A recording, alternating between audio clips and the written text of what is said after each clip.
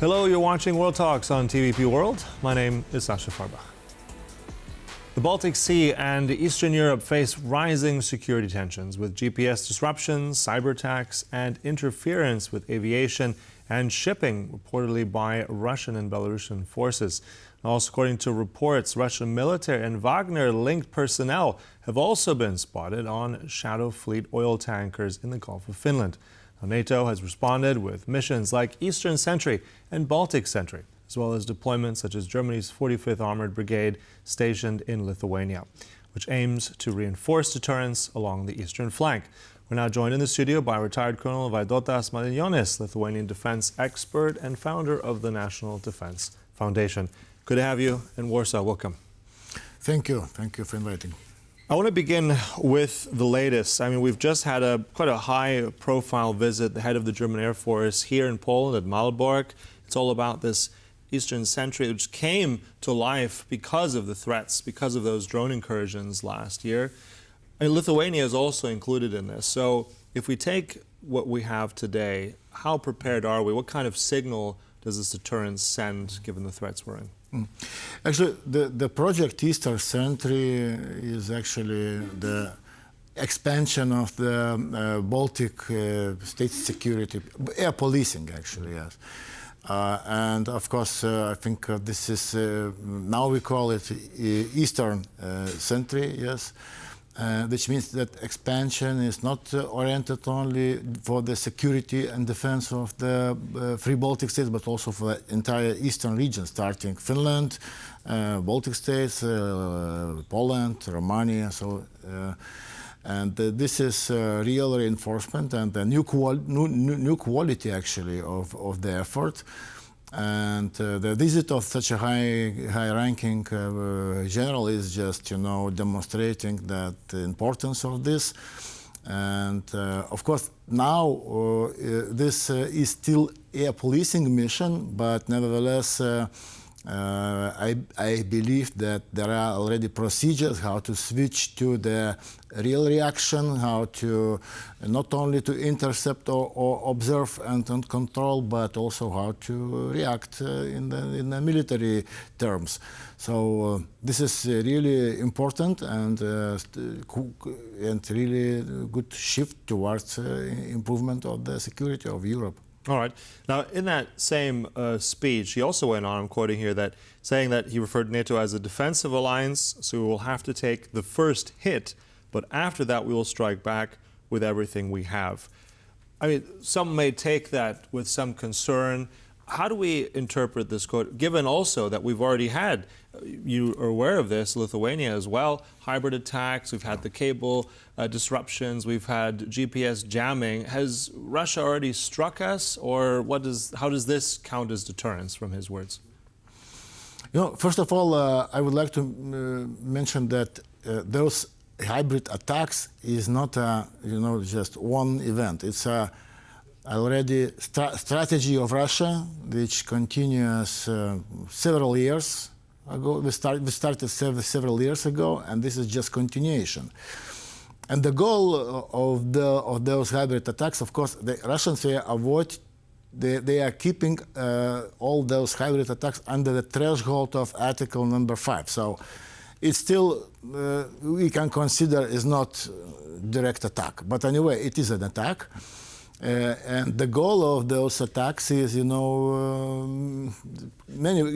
can have many purposes, but main purpose, of course, is, to prepare some conditions, like how to disrupt our radio communications, our radio systems, how to disrupt aviation, yes, how to disrupt GPS signals in case of real war. So, which means that they are preparing for it. And during those hybrid attacks, they also checking our reactions, which country is more active, which is not so active, how our radars are organized, how they are working and how we are reacting. And of course, it also relates to the constant pressure on our societies, you know, the fatigue of war. So maybe we also, so there are multi-purpose goals, but the main goal, of course, is to collect intelligence information and to prepare for the possible war with NATO. Yeah. Now, I think because, I mean, this was said by the head of the German Air Force, that NATO is a defensive line. Let's talk about NATO for a minute. Let's talk a bit of history. Today is actually quite significant for a few countries. NATO welcomed today Poland, the Czech Republic, and Hungary. For Lithuania, it was 22 years ago. I think that date is still coming up.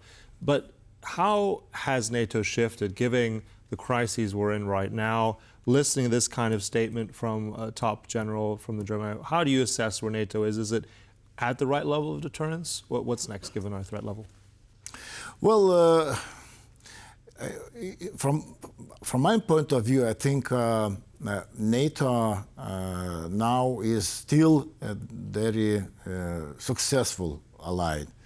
Even though they see the challenges and we see and understand our shortcomings, but since 2022, after this especially full-scale invasion of Russia to Ukraine, NATO allies has shifted focus on the real stuff. And of course, there are problems, but right now I think everything is changing. NATO generals are talking right now about the improvement of the eastern border with Russia, developing security of those eastern countries in order to protect the entire European continent from possible attack from Russia side. And of course, cooperation level and understanding is of course getting better. But unfortunately, we had some kind of sleep time before, inactive time. Then they took for granted that war with Russia probably will never happen, and we will live a happy life without, committing enough resources for the defense. But now that thinking is shifted, and more cooperation, we can say that is happening, and more projects. But of course, we can always say that we need to act faster, probably. Also, in terms of acting faster, adapting as well, we have these reports now with the Shadow Fleet that apparently there might be Russian personnel, Wagner operatives, GRU-linked agents on some of these ships operating in the Baltic. So how does that challenge already, instances like Baltic-centric, Eastern-centric, are we prepared for that? What is, let's say, the mode of operation when something like that happens?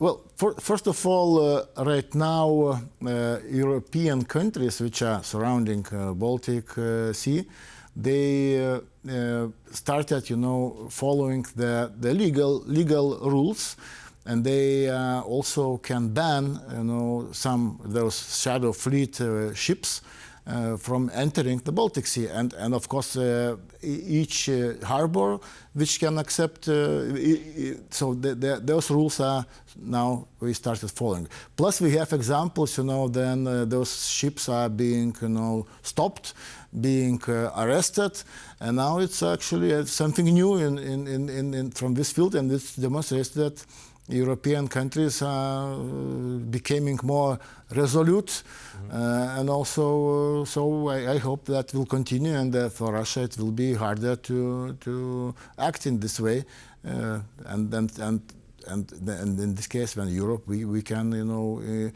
make effective sanctions against Russia. But it does change the equation. I mean, you're a military man. If we're looking at the rules of engagement, if you have a Shadow Fleet tanker that's boarded, maybe if we're looking at some of the past, there have been captains, civilian captains, but if you have agents on board, military agents from Russia, I mean, that complicates things, doesn't it? Well, this is also hybrid, they can be agents, but we can say we are not agents, So it's I don't think that even earlier. I think Russia also was using their agents and Wagner Group or whatever they want, under some other name or other. So this is nothing new, but nevertheless, I think European countries are heading to the right direction, and they are make more harder for Russia to use that shadow fleet in Baltic Sea. So that's one element. Just one quick one before we go. Also, in terms of GPS jamming, we've had that in the past already. How do you assess this as a threat also for civilian aviation? Is that something we can contain, or is that still remains a threat for us? Yeah. Actually, as I mentioned, it's a preparation for a possible conflict with NATO, because GPS is being used by our the rockets, HIMARS ammunition. Also, if GPS is disrupted, then they are losing also our precision weapons. They are not so precise and accurate as it designed. Plus, also Russia is using those GPS disruptions. We're also planning to defend Kaliningrad, which is also a very important spot for Russia. So, and this is, of course, continuation. And plus, of course, side effects. We are disrupting our, civilian aviation, and they are collecting all data and reconnaissance and intelligence information how we are acting. So this is a continuous effort by Russia, and we should be very, careful. Continues effort, but also continues vigilance, I think, on the NATO side, Yes. including Lithuania. Yes. So thanks for that. We'll close there. Retired Colonel Vaidotas Malinionis, always a pleasure talking to you. Thank you. Thank you for privilege. And thank you for watching TVP World, but stay right here for more news and commentary, so don't go away. Goodbye.